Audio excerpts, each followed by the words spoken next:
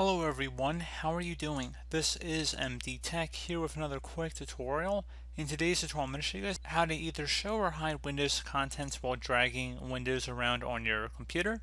So as I move this window around, you can see that we're showing the contents of the window as we're dragging it around. In today's tutorial, I'm going to show you guys how to turn that off, and the inverse of that is how to turn it on as well. So pretty straightforward, and we're going to go ahead and jump right into it. Just going to minimize that for right now. Open up the start menu, type in performance. Best match to go back will adjust the appearance and performance of Windows. Go ahead and left click on that. You want to uncheck the option that says show Windows contents while dragging if you want to turn it off. If you want to show Windows contents while dragging, just keep it check marked. So again, pretty straightforward.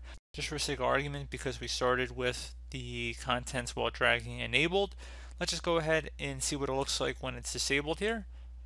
The outline of the window, you can't actually see the contents of the window while we're dragging, but if we release pressure on our mouse cursor, you'll see then the contents become visible once again.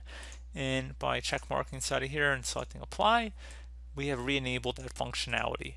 So pretty straightforward tutorial, guys. I do hope that I was able to help you out, and I do look forward to catching you all in the next tutorial. Goodbye.